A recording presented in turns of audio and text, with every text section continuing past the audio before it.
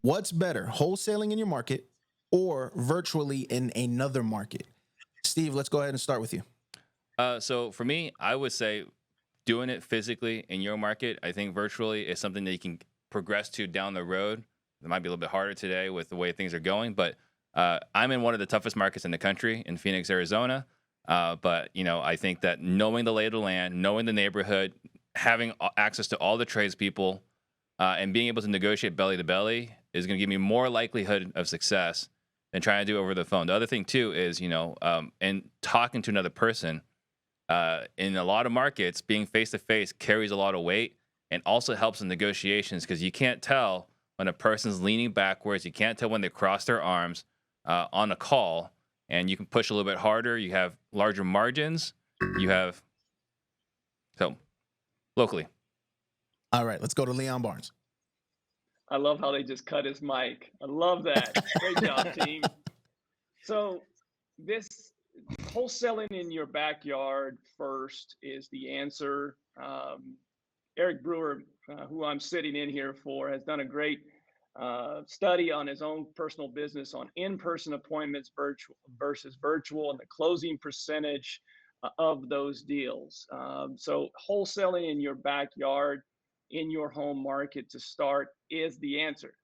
But I will say, because Mr. Steve Trang is Mr. Worldwide with his podcast here, we have a lot of foreign investors that do not or cannot wholesale in their country, that wholesale in this country. They don't have that option. And I have seen them be very successful, whether that's from Israel, Canada, Italy, other countries. You can do it virtually and be successful. But if you have the option, start in your backyard. It is amazing how many Israelis wholesale in the United States. It's nuts.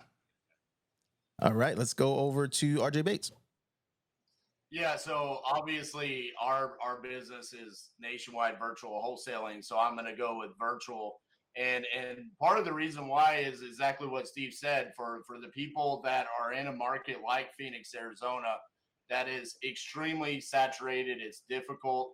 It's hard to even find a way to get a belly-to-belly appointment in a market like Phoenix, Arizona, that they're not going to have 20 other appointments with another wholesaler.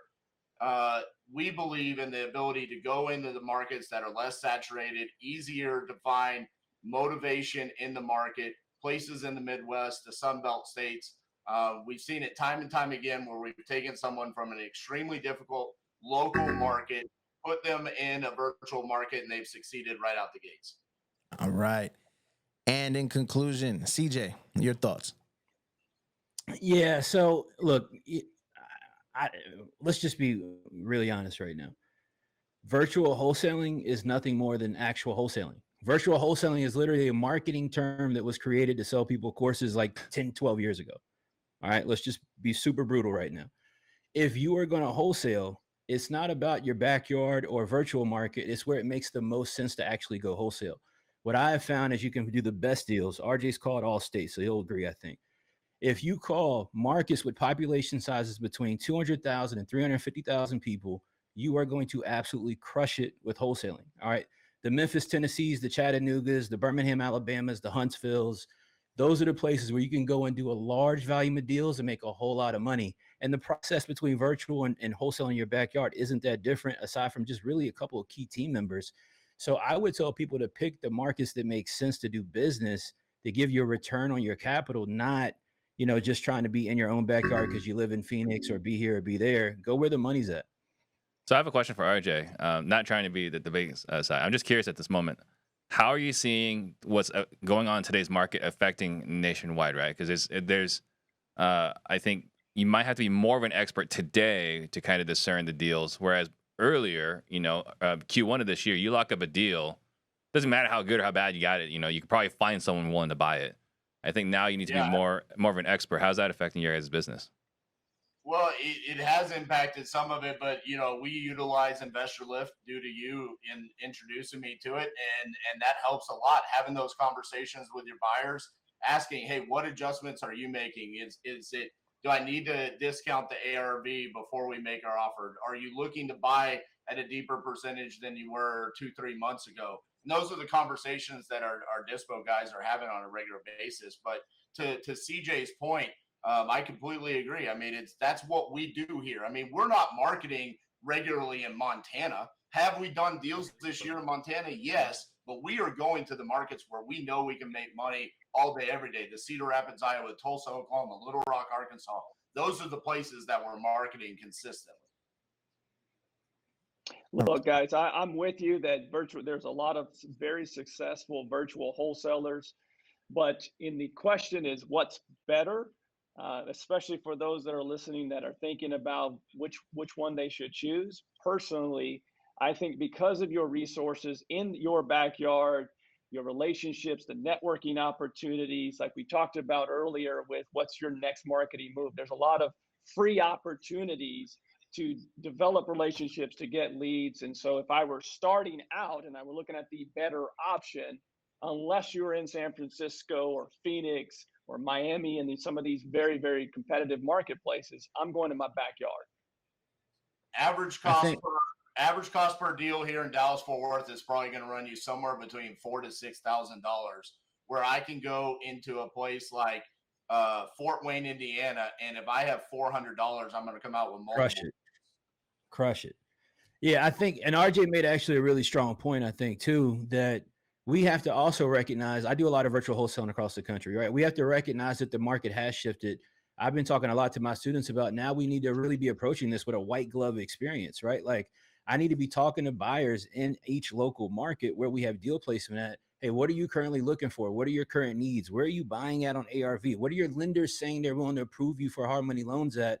So that you can then reverse engineer on the front end on acquisitions to really determine what your buy point needs to be.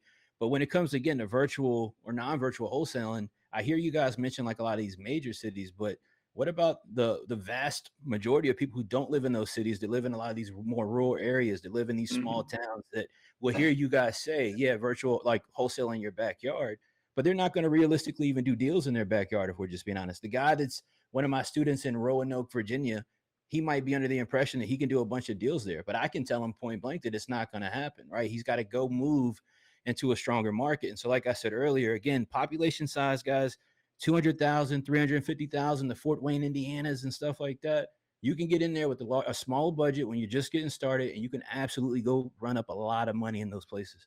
I can't believe that Chris said that virtual wholesaling is a guru strategy to sell more courses. People are just, everyone's getting attacked left and right. No one's safe. No one's safe. Don't listen. Don't shoot the messenger. All right. But before, I've been around for a long time. It was just wholesaling. All right. I'm not going to say the person's name. All right. But it was just wholesaling. And then it became virtual wholesaling. Are you referencing someone with really nice shoes? Is that who you're referencing?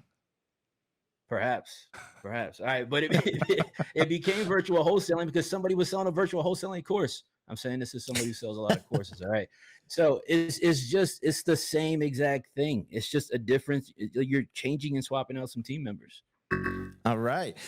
We have a comment that we'd like to highlight. It looks like they agree on taking the virtual route. Cassie DeHaas said, you can get your experience in a variety of markets as well, which really refines your skills.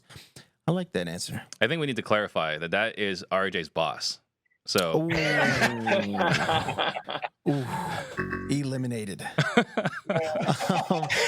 Looks like the voting... She writes his checks. Oh, well, I mean, you technically write mine too, so I gave you a point.